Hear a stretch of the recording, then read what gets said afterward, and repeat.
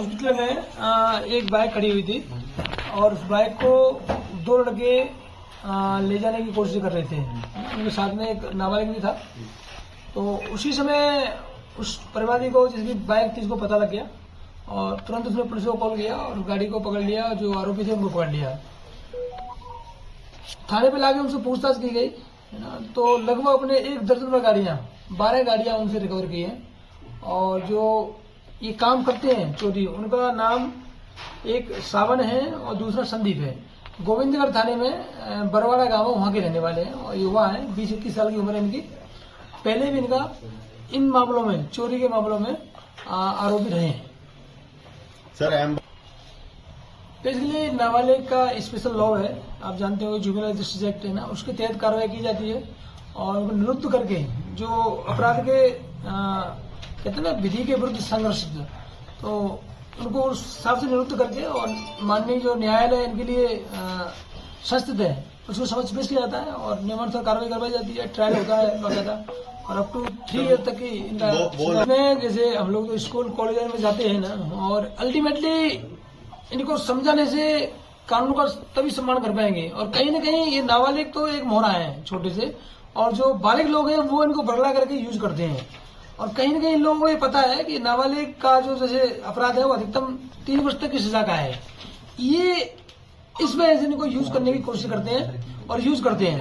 बाकी खुद वो स्वयं तो उसका मन, क्योंकि बाल नाबालिग है ऑलरेडी है ना, तो उसको मिसयूज करते हैं। अल्टीमेटली जो मेन जो आरोपी हैं उन पर कठोर कार्रवाई की जा रही है। मेन जो आरोपी जो ये गाड़ियां चोरी करते हैं उनको कहाँ बेचते हैं, कहाँ से लाते हैं, क्या करते हैं इनका बाद में ये सारी चीजें, क्योंकि वो तो सारे बड़े बेच जो अभी तक तो बहुत कम पैसे में इन गाड़ियों को बेच देते हैं और बेच करके जो रिमोट इलाके हैं वहां पर इतनी गाड़ियां यूज होती हैं जहाँ प्रॉपर्ली जैसे चेकिंग कम हो पाती है, ऐसे इलाकों में गाड़ी यूज होती है। कीमत डिफरेंट गाड़ी कंडीशन के हिसाब से, किसी में 15,000 20,000 इस तरह से। गाड़ी तो 70-80 हजार रुपए की आती है लगभग, मतलब 1/4 अमाउंट में ही बेच देते हैं। उनको आइडेंटिफाई कर लिया गया है और उनको भी इनके खिलाफ जो प्रोसेस है लीगल वो अपनाएंगे। चोरी की चेन में ही वो भी गाड़ियां चोरी अपने पूरे शहर इलाके से हुई है और भटपुर का जो सीकरी क्षेत्र है, डी का सीकरी क्षेत्र है, वहां से कुछ गाड़ियां रिकवर हुई है और उसके आसपास के जो गांव है उनसे रिकवर हुई है गाड़ियां। और बाकी मोटर्स वही है, गाड़ी जहाँ से उठा के ले जाते हैं और सस्ते में बेचते हैं, ये एमओ है। अभी 12 गाड़ी अपने रिकवर कर ली है, बाकी अभी अपने रिमांड पे है और गाड़ी रिकवर होने की भी संभावना है। जो इन चीजों में लिप्त हैं, जैसे जो आप बता रहे हो कारोबार वगैरह, इनका भी हम सर्वे करवाने का एक मतलब प्लान किया है। इनका भी सर्वे करवाएंगे, कहीं इन पे कोई गाड़ी आकर के डिसमेंटल तो नहीं हो रही।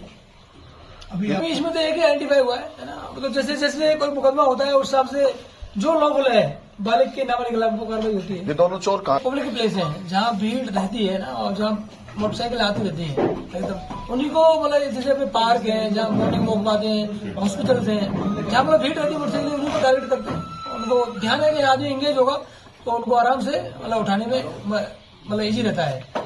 सर पूर्व में देखा जाता है जैसा आपको ध्यान है, सीओ साहब के निर्देशन में पूरा यहाँ टीम काम कर रही है। एक स्पेशल टीम है, डीएसटी है, लगातार पूरे इलाके में मॉनिटरिंग है। जहां पब्लिक प्लेस है हमारे शिविर में बंदे हैं वहां पर और वो मॉनिटर कर रहे हैं।